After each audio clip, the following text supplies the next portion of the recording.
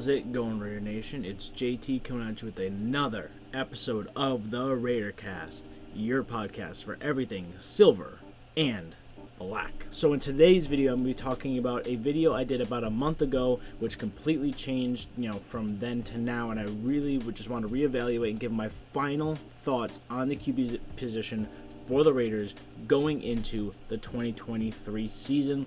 Now, if you want to watch that video, it's going to be up right here. I'm going to talk about 5 different quarterbacks, and only 4 of them I want. I'm going to be talking about 1 QB I don't want. 2 of them are rookies, 2 of them are free agents, and 1 of them is a trade. Now, before I continue, don't forget to subscribe to this channel if you enjoy unfiltered, don't give a fuck Raiders content. I hope you like this video, and if you do like this video, leave a comment down below. Tell me why I'm wrong, tell me why I'm right. If you agree with me, let me know. If you don't agree with me, let me know. Tell me what you guys think about the QB position going forward for the Raiders down in the comments below.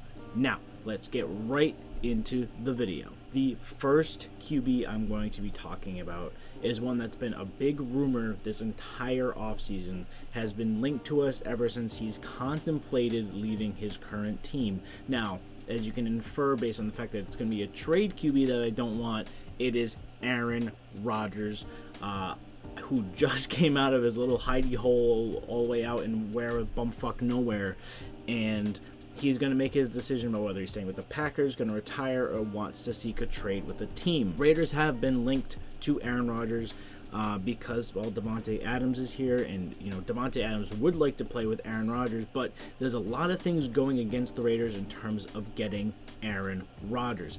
Firstly, for me, is he's going to cost way too much, both cap space and draft picks. Draft picks for us right now are gold. We've missed so many draft picks in recent drafts. We need to hit and make sure we build up young on this team going forward. Otherwise, we're not going to have any sort of long-term success. You need to make free agent moves that will bolster the team that you've already built up through the draft. Homegrown talent is the key to having success and long-term success in the NFL, and the Raiders have not had that in, 20 years, the last time we were good.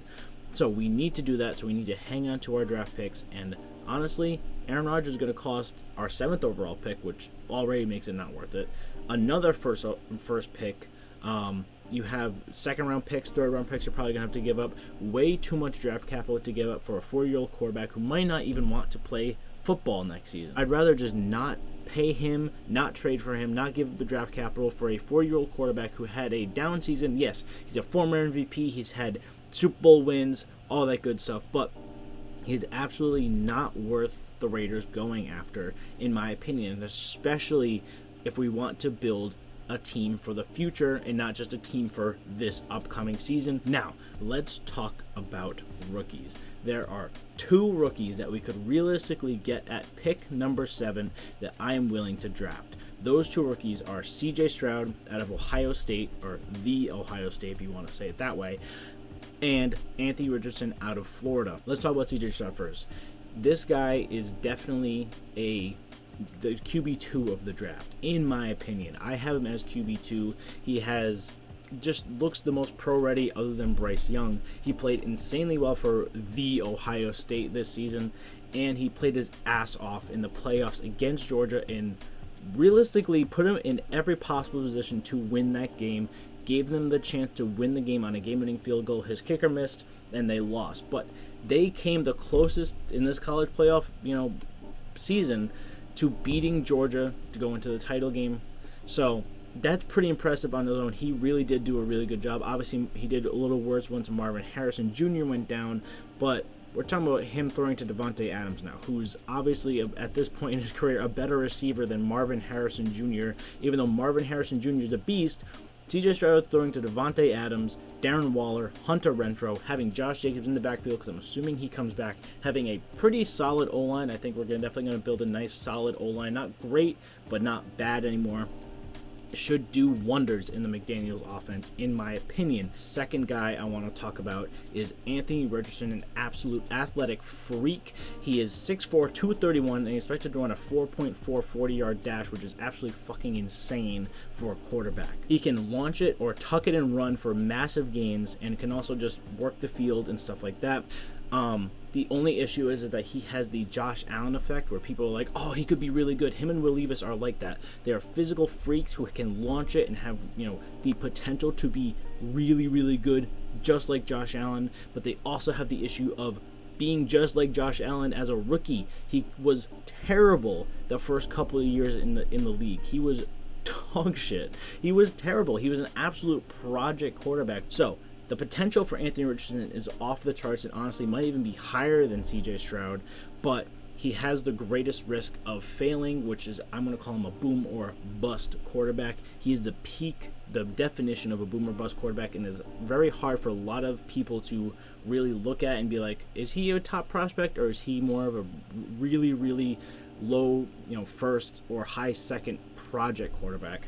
In my opinion, he's worth the take. He's worth the risk. I'm tired of just not trying and not taking risks. I will take the risk at 7 to take Anthony Richardson, or if CJ Stroud falls, take CJ Stroud at 7, and that are the two rookie quarterbacks I would personally go with going into 2023. One of the things that people like to talk about is veteran quarterbacks, especially in the Josh McDaniels system.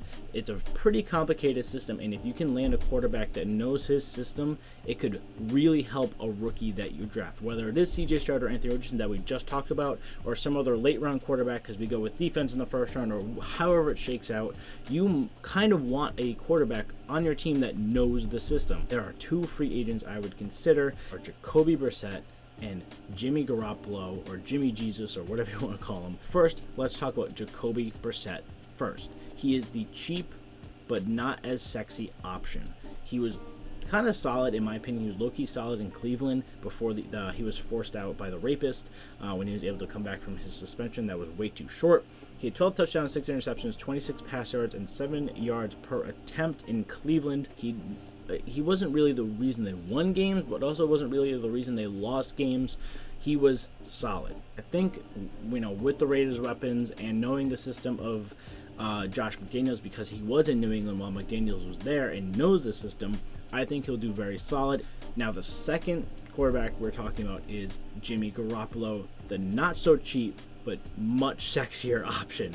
Now, sexy in both play and also looks. He is similar to Brissett in terms of play, but has had much better success when he's actually playing. That is one of the biggest issues. He's only played a full season as a starter once, and that's when they made the Super Bowl back in 2019. After that, he's played 15 games.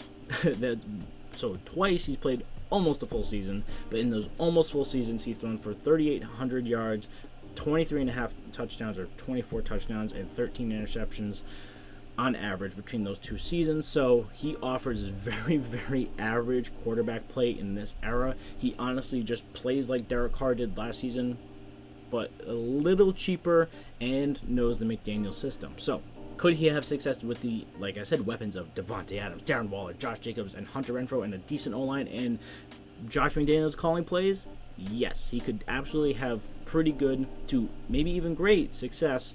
But we basically were replacing Derek Carr with Derek Carr, but a Derek Carr that knows the system. So I'd take that Derek Carr over the Derek Carr that doesn't know the system. But between the two, it's definitely a risk of getting Jimmy Garoppolo because of the injury concerns. He broke his foot, ACL I think was one of them as well, or knee, or I don't know. He's a pretty fragile guy when it comes to taking hits, and he's going to be more expensive. He's probably going to be in the $30 to $35 million a year range, which isn't great for a stopgap half QB that you're really going to use for like maybe a half season or maybe only one season, because realistically, a QB with a rookie there's only going to be three things. He's going to be either a permanent starter in 2023 as the rookie gets acclimated to the new system, a short-term placeholder and gets replaced halfway through the season by the rookie, or as an emergency backup plan if we start the rookie but the rookie sucks ass and we have to replace him mid-season and put the backup quarterback in. But Jimmy Garoppolo isn't really going to look for a place where he's going to be the backup. He does not want to be replaced, at least not for this season or the upcoming season. Jacoby Brissett is clearly more willing to take the backup role because he did that in Cleveland, he's done that in Indianapolis, and he did that in New England. So I think realistically Brissett is the cheaper and better and gives us the same play as Garoppolo, like I said, for cheaper, less injury concern, and is willing to be a backup. So Brissett plus CJ Stroud and Anthony Richardson is the future of the Raiders. Who knows? Leave a comment down below if you think that's how the Raiders are going to go in the future. Don't forget to like and subscribe if you enjoyed this video, and I will see you guys in the next video. And peace out, Raider Nation.